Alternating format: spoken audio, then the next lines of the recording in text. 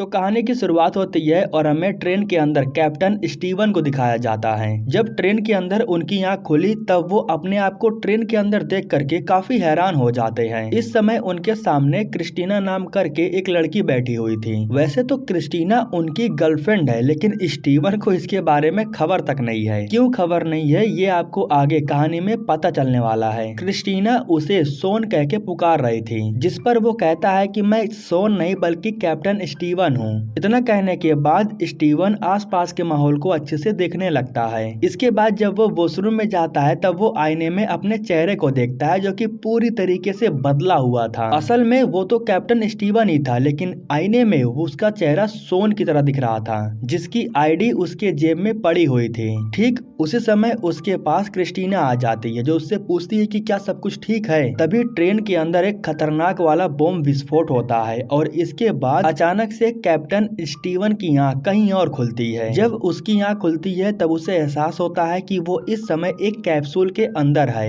और मॉनिटर पर गुडविन नाम करके एक लड़की थी जो स्टीवन से बात कर रही थी। स्टीवन उससे कहता है कि मैं तो कुछ समय पहले ट्रेन के अंदर था, तो अभी मैं यहाँ कैसे आ गया। जिसके बाद गुडविन कहती है कि सवाल मत पूछो, सवालों का जवाब देने के लिए हमारे पास वक्त नहीं है। तुम्हें उस आदमी को ढूंढना है जिसने ट्रेन में बम रखा है। तुम्हारी मदद से हम बहुत से लोगों की जान बचा सकते हैं, इसलिए जो कहती हूँ सिर्फ उतना करो। स्टीवन इन लोगों से कई सवाल पूछता है, लेकिन ये लोग उसके सवालों का कोई भी जवाब नहीं देते हैं। उसके सवालों के जवाब देने के बजाय बल्कि ये लोग उसे फिर से काल चक्र के अंदर भेज देते हैं। स्टीवन की जब आंख खुलती है तब वो फिर से अपने आप को ट्रेन के अंदर क्रिस्टीना के सामने पाता है, जहाँ फिर से वही हादसे उसके साथ होने लगते हैं जो ट्रेन के अंदर पहले भी हो चुके थे। बॉम्बर को ढूंढने के लिए स्टीवन के पास सिर्फ 8 मिनट का समय था, क्योंकि गुडविन ने ही उससे कहा था कि तुम्हें 8 मिनट में उस बॉम्बर को ढूंढना है। 8 मिनट का समय सेट करने के बाद वो उठता है और हर किसी को ध्यान से देखने लगता है,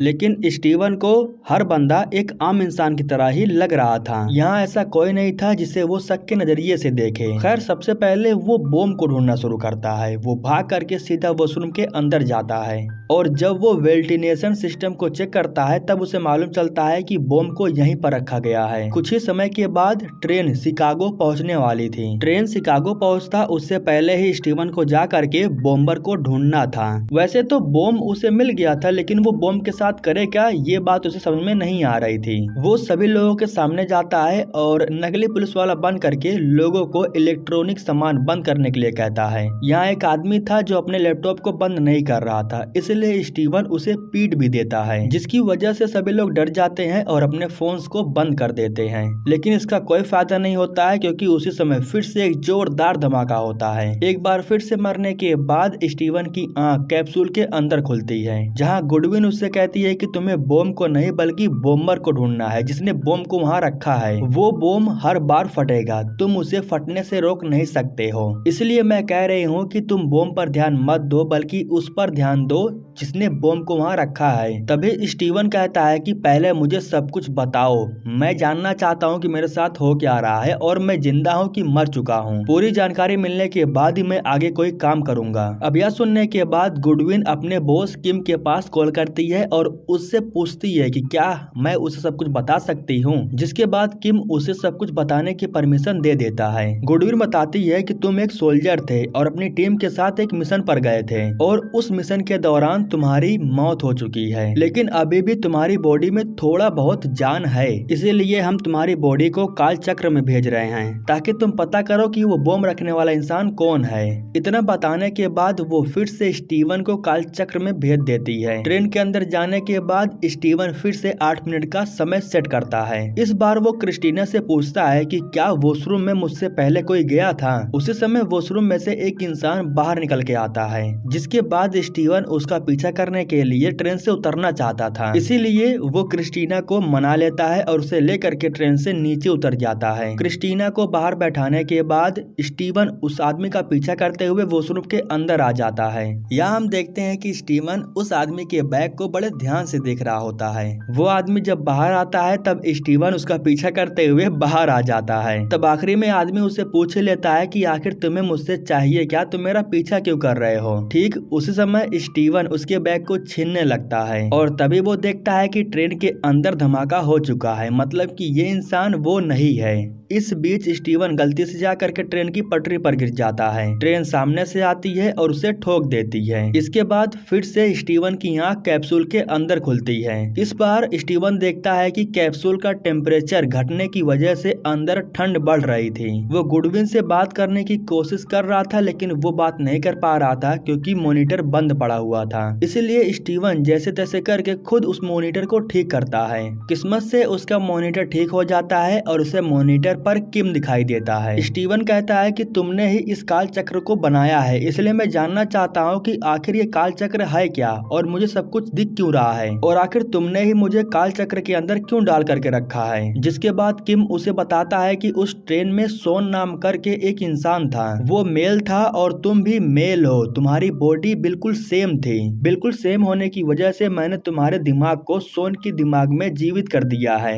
मरने से पहले इंसान के दिमाग में 8 मिनट की रिकॉर्डिंग सेव रहती है और वही 8 मिनट हमारे कंपनी के लिए एक वरदान की तरह काम कर रहा है। मैं तुम्हें जब काल चक्र में भेजूंगा तब तुम 8 मिनट के लिए काल चक्र में जीवित रहोगे और उसी 8 मिनट के अंदर तुम्हें पता लगाना है कि आखिर उस बम को किसने रखा है, और 8 मिनट के बाद सब कुछ अपने आप ही खत्म हो जाएगा। तुम किसी को कितना भी बचाने की कोशिश क्यों न कर लो, लेकिन तुम किसी को नहीं बचा सकते हो, क्योंकि हम जो समय दिखा रहे हैं वो बीता हुआ कल है। ट्रेन का एक्सीडेंट काफी समय पहले ही हो चुका है। तुम्हारे दिमाग का शरीर अभी भी जीवित है, इसलिए तुम हमारे काम के हो। इसके बाद स्टीवन बताता है कि मैंने ट्रेन में क्रिस्टीना नाम करके एक लड़की की जान बचाई, वो जिंदा होगी। लेकिन जब ये लोग आईडी को चेक करते हैं तब इन्हें मालूम चलता है कि ट्रेन हादसे में क्रिस्टीना की मौत हो चुकी है। इसके बाद किम उससे फिर से कहता है कि देखो हमारे पास वक्त बिल्कुल नहीं है, क्योंकि जिस इंसान ने ट्रेन में बम रखा है वो पूरे शिकागो शहर को उड़ाना चाहता है, इसीलिए पूरे शिकागो शहर को खाली किया जा रहा है। तुम्हारे पास एक मौका है, तुम उस बॉम्बर को ढूंढ करके सबकी जान बचा सकते हो। सिक्योरिटी बॉक्स में एक गन रखा हुआ है जिसे जा करके तुम ले सकते हो।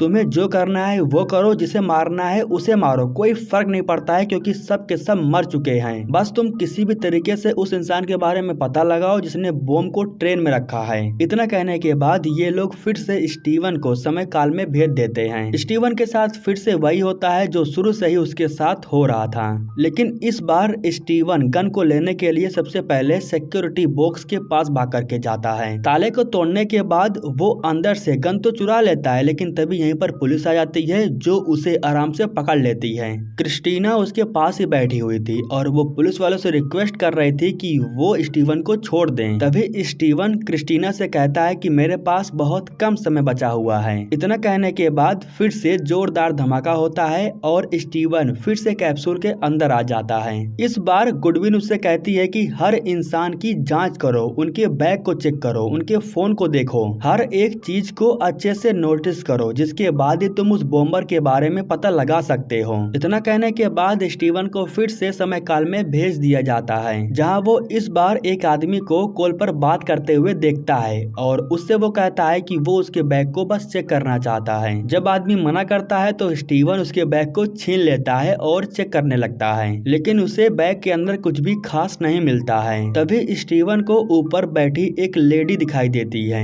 स्टीवन कहता है कि तुम्हें जितने पैसे चाहिए उतने पैसे ले लो, लेकिन मुझे बस अपना फोन इस्तेमाल करने दो। बूढ़ी औरत को पहले से ही उससे डर लग रहा था, इसलिए वो फोन को चुपचाप निकाल करके उसे दे देती है। फोन को लेने के बाद स्टीवन सबसे पहले अपने कमांडर के पास कॉल करता है। दरअसल स्टीवन जानना चाहता था कि क्या सच में वो मिशन पर मर चुका है। तब उसे जवाब मिलता है कि दोस्त को बचाने के चक्कर में स्टीवन ने अपनी जान दे दी। अब स्टीवन को ये तो पता चल गया था कि उसकी सच में मौत हो चुकी है। जब वो कैप्सूल में वापस आता है तब किम उससे कहता है कि तुम्हें रिसर्च नहीं बल्कि काम को पूरा करना होगा। अगर तुम इस काम को पूरा नहीं करना चाहते हो तो कोई बात नहीं, मैं तुम्हें समय काल से बाहर निकाल सकता हूँ, लेकिन मैं तुम्हें बताना चाहता हूँ कि तुम्हारी बॉडी मर चुकी है। समय काल से बाहर निकलने के बाद तुम्हारा कोई नामो निशान नहीं रहेगा। हम तुम्हें सिर्फ समय काल काल के अंदर ही जीवित रख सकते हैं। फैसला तुम्हारे हाथों में है, तुम अभी भी चाहो इस मिशन को पूरा कर सकते हो और शिकागो के अंदर बसे 20 लाख लोगों की जान बचा सकते हो। अगर तुम्हारे पिता तुम्हारे पास कॉल करके तुमसे कहते तो तुम इस काम को करने से मना नहीं करते, क्योंकि इस समय लाखों लोगों की जान तुम्हारे हाथ में है। इतना सब कुछ कहने के बाद ये लोग स्टीवन को उसके पिता की एक कॉल रिकॉर्डिंग सुनाने लगते हैं। दरअसल ये कॉल रिकॉर्डिंग उस वक्त की थी जब वो मिशन पर जाने से पहले अपने पिता से बात कर रहा था, जिसको सुनने के बाद वो फिर से समय काल में जाने के लिए तैयार हो जाता है। इस बार ट्रेन के अंदर जाने के बाद वो सबसे पहले बॉम्ब के पास जाता है, जहाँ उसे एक फोन मिलता है। दरअसल इसी फोन की वजह से वो बॉम्ब फट रहा था। स्टीवन फोन को लेता है और कॉल करता है। बाहर स्टेशन पर एक आदमी ट्रेन से उतर रहा था, उसे के फोन में रिंग बजती है, जिसके बाद स्टीवन उस आदमी का पीछा करता है। स्टीवन उस आदमी के पास जाता है और गन दिखा करके उससे पूछता है कि आखिर तुमने इस वैन में क्या रखा है। चेक करने के लिए स्टीवन उस वैन के गेट को खुलवाता भी है। अंदर एक बॉक्स रखा हुआ था। आदमी जब उस बॉक्स को खोलता है तब स्टीवन देखता है कि उस बॉक्स के अंदर एक खतरनाक बॉम्ब है। स्टीवन कुछ करता उससे पहले ही वो आदमी उसे शूट कर देता है। स्टीवन को ढूंढते हुए क्रिस्टीना भी यहाँ आ गई थी और उसी समय वो आदमी उसे भी गन से शूट करके मार देता है। अब वो आदमी स्टीवन से कहता है कि तुम मुझे नहीं रोक सकते हो, मैं इस पूरे शहर को उड़ा दूंगा। हालांकि स्टीवन उससे पूछता है कि आखिर तुम ऐसा क्यों कर रहे हो। तब वो आदमी कहता है कि इस जगह को नए लोगों की जरूरत है और खंडर बनने के बाद ही ये जगह नई बन सकती है। ये सुन करके ऐसा लग रहा था कि ये आदमी एक प्रकार से सनकी है। वो अपने व्हाइट वैन को लेता है और शिकागो शहर की तरफ निकल पड़ता है। इस बार ट्रेन में फिर से धमाका होता है और फिर से स्टीवन की आंख कैप्सूल के अंदर खुलती है। अब बॉम्बर के बारे में स्टीवन को पता चल गया था, इसलिए वो फौरन जा करके गुडविन को उस बॉम्बर के बारे में बताता है। आईडी का पता चलने के बाद अगले ही पल पुलिस उस वैन के पास पहुंच जाती है और उस आदमी को बॉम्ब के साथ रंगे हाथ पकड़ लेती है। किम बहुत खुश था क्योंकि समय काल को उसकी कंपनी ने ही बनाया था। समय काल को किम की कंपनी ने बनाया था, इसी वजह से अब उसी की कंपनी और तरक्की करने वाली थी। स्टीवन का मिशन पूरा हो जाने की वजह से अब ये लोग उसे यहीं पर बंद करने वाले थे, लेकिन इस दौरान स्टीवन गुडविन से कहता है कि मैं बस आखिरी बार उस ट्रेन में जाना चाहता हूँ और लोगों को बचाना चाहता हूँ। मैं बस अपनी तरफ से एक कोशिश करना चाहता हूँ। हालांकि इस बात के लिए किम राजी नहीं होता, ये बात गुडविन को अच्छे से पता है। स्टीवन कहता है कि सिर्फ 8 मिनट की तो बात है, इसके बाद मैं खत्म हो जाऊंगा। किम के खिलाफ में जा करके गुडविन अब उसे दोबारा ट्रेन के अंदर भेज देती है। इस बार ट्रेन के अंदर जाने के बाद वो क्रिस्टीना से बात करता है और समय को 8 मिनट पर सेट करने के बाद वो वॉशरूम में उस बॉम्ब को देखने के लिए जाता है।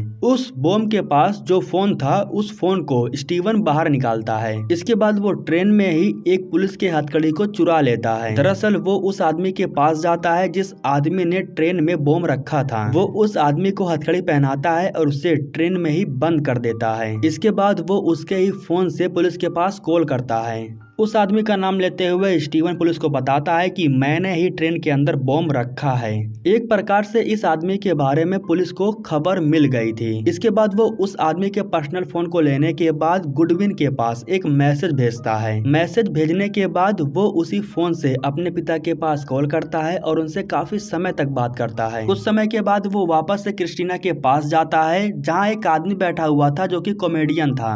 स्टीवन उसे पैसे देते हुए कहता है कि ट्रेन में बैठे हुए सभी लोगों को तुम्हें हंसाना है, और वाकई में वो इंसान सभी लोगों को हंसाता भी है। धीरे धीरे अब स्टीवन का समय भी खत्म हो रहा था। इधर जो किम था वो गुडविन को अपने पास बुलाता है और उससे कहता है कि हमारा सिस्टम स्टीवन पर काम कर रहा है, इसलिए मैं चाहता हूँ कि स्टीवन को खत्म ना किया जाए, बल्कि उसकी मेमोरी को रिसेट कर दिया जाए और उसे अगले मिशन के लिए तैयार किया जाए। तब गुडविन कहती है कि आप ऐसा नहीं कर सकते हो, आपने उससे वादा किया है कि आप उसे मरने के लिए छोड़ दोगे। लेकिन किम उसकी बात नहीं सुनता है, वो स्टीवन के मेमोरी को रिसेट करने के लिए कहता है। लेकिन गुडविन स्टीवन को और तड़पाना नहीं चाहती थी। इनके ऊपर जो इतनी बड़ी मुसीबत थी वो टल चुकी थी, इसलिए गुडविन चाहती है कि अब स्टीवन को छोड़ दिया जाए। लेकिन किम ऐसा नहीं करना चाहता है क्योंकि वो अपनी कंपनी को और आगे बढ़ाना चाहता है। ट्रेन शिकागो पहुंचने वाली थी और धमाका फिर से होने वाला था। धमाका होता उससे पहले ही गुडविन एक बटन को प्रेस कर देती है, जिसकी वजह से ट्रेन में जितने भी लोग बैठे हुए थे वे सभी लोग फ्रीज हो जाते हैं। कुछ समय के बाद स्टीवन देखता है कि समय तो समाप्त हो चुका है, लेकिन ट्रेन में कोई धमाका नहीं हुआ, जिसे देख स्टीवन काफी खुश होता है और वो क्रिस्टीना को लेकर के कहीं दूर घूमने आ जाता है। इधर गुडविन जब ऑफिस में थी तब वो स्टीवन के द्वारा भेजे हुए मैसेज को पढ़ती है। मैसेज को पढ़ते हुए वो भाग करके किम के पास जाती है, जहाँ किम बताता है कि आज सुबह एक ट्रेन में धमाका होने वाला था, लेकिन उसे किसी ने रोक दिया। स्टीवन ने मैसेज में लिखा था कि तुम लोगों ने एक नायाब चीज का खोज निकाला है, वो कितना ज्यादा फायदेमंद है इसके बारे में तुम लोगों को भी नहीं पता है। तुम्हारा वो यंत्र समय काल में भेजने के साथ साथ पास्ट और फ्यूचर को भी बदल सकता है। इसी के साथ दोस्तों ये कहानी यहीं पर खत्म हो जाती है। दोस्तों हमारे YouTube चैनल को सब्सक्राइब करने के लिए आप लोगों का दिल से शुक्रिया।